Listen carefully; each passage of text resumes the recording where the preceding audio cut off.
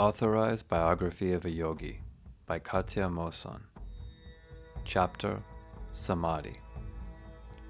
In 1985, the family moved back to the city.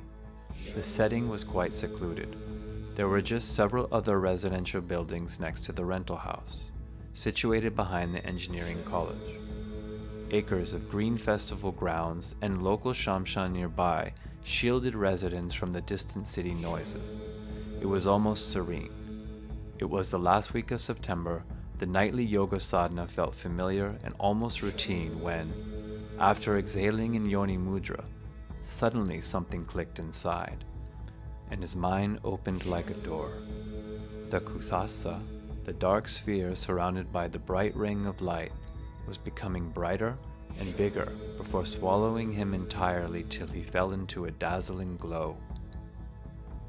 His heart stopped, breathing ceased, and his mind entered every dwelling in the city where humans, old and young, were going about their business. His consciousness was witnessing the minds of every being he could see, or rather feel and know. Everything they were feeling and doing. People were eating, defecating, having sex, and plotting against their neighbors and employers. Some people's minds were burning in the slow flames of concealed anger. Sexual desires and thoughts of possessing someone or something were palpable and bulky. In this cocktail of a multitude of emotions and feelings was now poured into his widespread mind. Suddenly, he understood all these emotions all at once. It was overwhelming, as if he was forced to drink nectar, a poison, a revolting and enjoyable potion at once. In addition, the smell of humanity was unbearable. A mental stench of rotten projections and impulses prevailed over the subtle fragrances of piety and unconditional kindness. Yogic texts describe samadhi as bliss, but the surge of sensations was far from pleasant. The romantic descriptions of suspended animation did not include the mad barrage of emotions that filled him. Later, he learned to go beyond this state, to block or avoid the multitude of rapid waves of human thoughts and the excessive exposure to cacophony of emotions. But now, intensely aware of his own self, he did not dissolve in the surge of all-knowing and all-seeing, nor did he forget his own name and who he was. The core of his personality remained intact, and he remembered everything that had been forgotten during different births and different lives in different bodies. These memories became part of him again. Now they were impossible to forget, and this new knowledge filled him to the brim. All the colors, emotions, shapes, and forms, genders, and species, the minds of the living and the dying were going through him in sharp stabbing waves. His body was numb and lifeless. There was no blood circulation, no breath, but he understood it only when he gradually regained awareness. Slowly and hesitantly at first, his heartbeat resumed. As the blood circulation was slowly restored, the sensations were overwhelming, almost unbearable. Years later, answering students' questions about this moment, he asked them to think about a numb leg or arm which fell asleep, and the blood flow, as it slowly started to resume in its limbs. And then to imagine the entire body in this state, numb and lifeless, with itching and pricking of millions of tiny needles piercing through organs, bones, and nerves. It was very hard to tolerate the overpowering tingling sensation, and he had to use all his willpower not to scream. His wristwatch dial indicated a state of suspended animation that lasted for 1 hour and 30 minutes. He was sure of the timing because of his habit of checking his watch right before yoni mudra, before falling into its light. There was no doubt he knew exactly what had just happened. The feeling was similar to the emotions of an exhausted and hungry traveler in the midst of a long journey who suddenly finds a safe and hospitable place to eat and rest. Relief, gratefulness, and satisfaction filled him. The long torturous thirst was quenched. The next morning, he woke up very late. His mother was calling him, worried. He dragged himself out of bed, still remembering the abyss that had opened last night, the magnitude of the emotions, the numbness of the body. The outcome of this first expedition to nowhere was rather troubling. He began to age fast.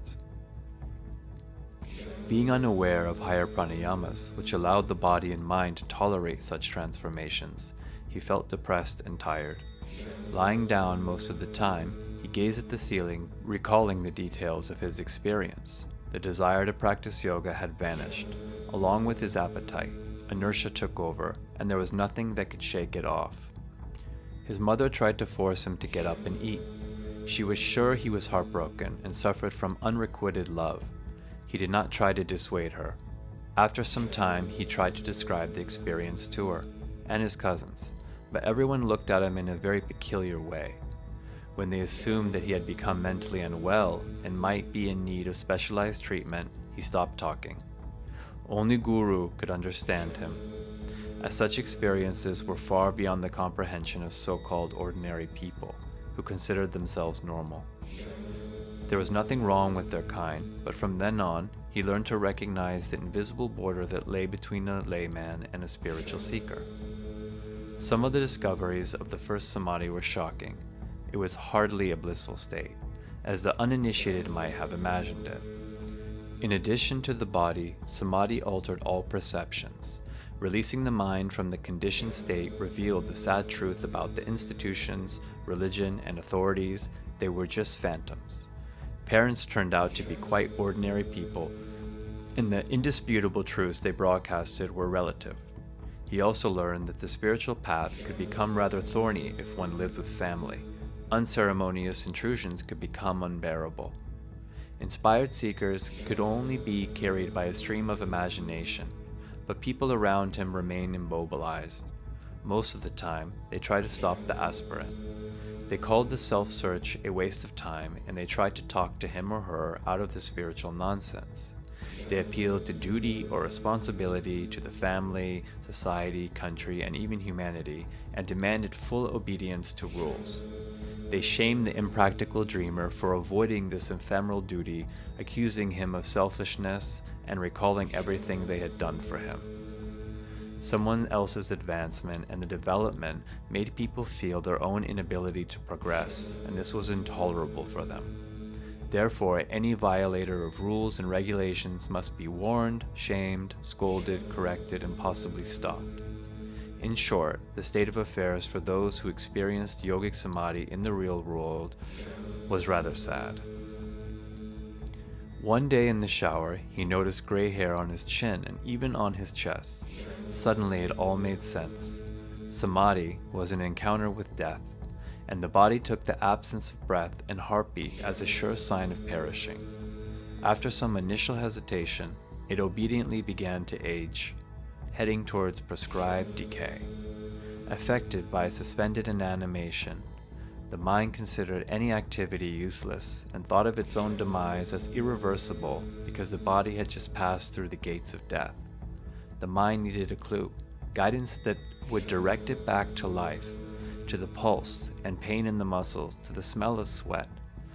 The body had taught to be alive anew, and he stubbornly lifted weights and performed countless mahamudras. Initially, it was hard even to get up from bed and let alone to perform. But hard exercises reversed the progressive aging, and even some gray hair turned black again. Samadhi was not the port of arrival, but the beginning of another chapter, a stepping stone, the beginning of a new journey.